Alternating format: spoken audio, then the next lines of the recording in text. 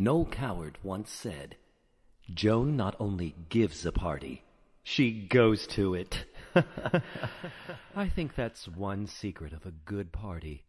All the arrangements seem as effortless as if they floated down from a nearby cloud, and the hostess has nothing to do but enjoy herself. Another important party secret is knowing how to mix people, or simply knowing that you should mix them. Ev and Harold Glasser know this, and I always find a fascinating collection of people at their famous dinner parties. They have, to begin with, one of the most perfect settings I've ever seen, with wall-to-wall windows overlooking all of Manhattan, halfway up in the sky. They've decorated with clean lines, warm colors, and some priceless Chinese furniture. An orange lacquer screen, and an enormous Chinese red lacquer coffee table that blends with good traditional things. They bring in plenty of help. 3 in the kitchen, 2 maids, and a butler handle 20 people for a sit-down dinner. Everything is stage-managed to perfection. But it's the people they invite who really make a good evening. How often have you heard people say, "Oh, I can't ask the Smiths to the same party with the Kellys. They have nothing in common." How do you know? How do you know, in fact, that their having nothing in common isn't the very thing that will make them interesting to each other? David Frost recently asked Paul Newman what he and Joanne Woodward had in common. "Absolutely nothing," Paul said. "But she's a great broad." There's nothing duller than a gathering of people who are in the same business, or who have the same hobby, or the same education, or even the same age. What do they have to ask each other? What do they have to learn?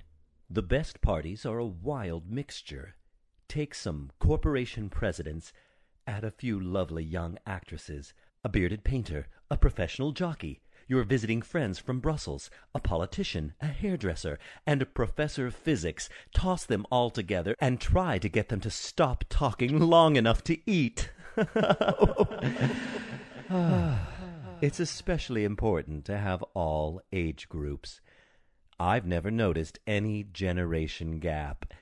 Of course, I wouldn't want to have hippies come crawling in with unwashed feet.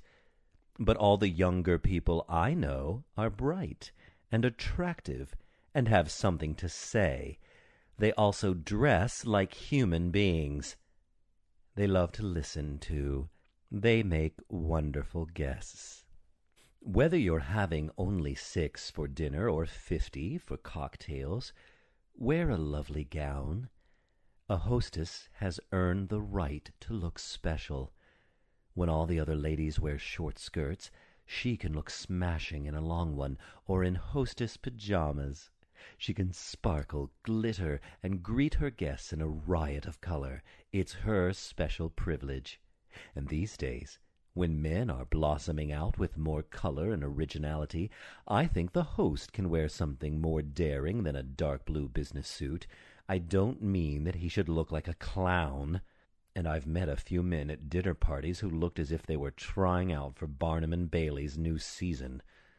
But he might wear a velvet smoking jacket or a bright silk ascot.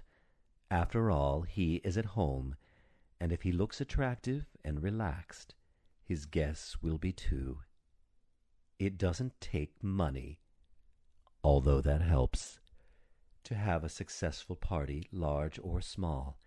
It's possible to give a lovely buffet dinner for 12 people, my favorite number, with just one reliable person to help. That's when it's like going to your own party.